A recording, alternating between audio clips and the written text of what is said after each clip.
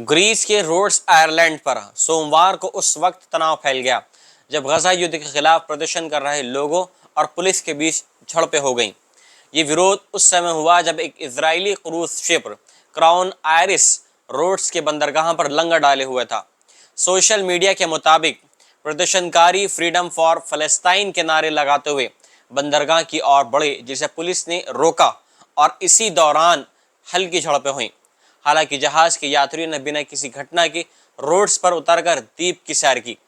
इस प्रदर्शन का आयोजन गजा में चल रहे युद्ध के विरोध में किया गया था।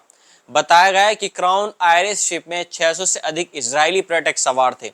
हालांकि रोड्स के स्थानीय व्यापारियों ने इस विरोध का विरोध किया क्योंकि इससे पर्यटन पर असर पड़ने की आशंका थी।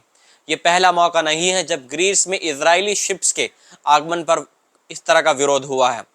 पिछले सप्ताह यानी क्राउन्स आयरिस शिप सायरोस इस आइलैंड पर पहुंचा था, लेकिन वहां भी 150 से अधिक प्रदर्शनकारियों ने बंदरगाह पर प्रदर्शन किया और कुछ इजरायलियों को मारा भी और जहाज के यात्री को उतारकर बिना किसी वजह से उनके साथ में लड़ाई करने लगे। इस प्रदर्शन में कोई हिंसा तो नहीं हुई थी, लेकिन इसके बाद इजराइल के विदेश मंत्री गिदोन सार ने ग्रीस के विदेश मंत्री से इस मुद्दे पर बात की थी।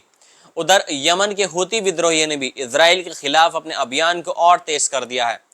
रविवार रात को एक बयान जारी कर उन्होंने घोषणा की कि वे अब नेवल ब्लॉकेड के चौथे फेज में प्रवेश कर चुके हैं और अब वे उस सभी जहाज़ों को निशाना बनाएंगे जो किसी भी रूप में इजरायली बंदरगाहों से डायरेक्ट व्यापार करते हैं, भले ही उनकी राष्ट्रीयता कोई भी हो। हूतियों का कहना है कि ये कदम गजा में फिलिस्तीनियों के समर्थन में उठाया गया है। हूती विद्रोहियों के हमले से रेड सी में व्यापार पहले ही पूरी तरह प्रभावित हुआ है, जहां हर साल करीब $1 ट्रिलियन की वस्तुएं गुजरती हैं। हाल ही में हूतियों ने 2 ग्रीक स्वामित्व वाले जहाज़ों, जिनके नाम है मैजिक सीज और इटरटिटी सी, पर हमला किया था, जिसमें 4 लोगों की मौत हो गई थी और 11 लोगों को बंधक बना लिया गया था। सोमवार को हूतियों ने इन बंधकों का एक वीडियो भी जारी किया जिसमें उन्हें जहाज से उतरते हुए और वीडियो में देखा गया है।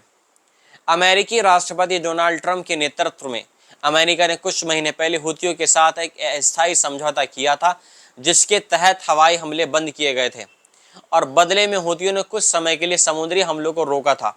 लेकिन अब फिर से तनाव बढ़ता नजर आ रहा है। गजा में हालात लगातार बिगड़ते जा रहे हैं। सोमवार को इजरायली हमलों में कम से कम 78 फिलिस्तीनियों की मौत हो गई है।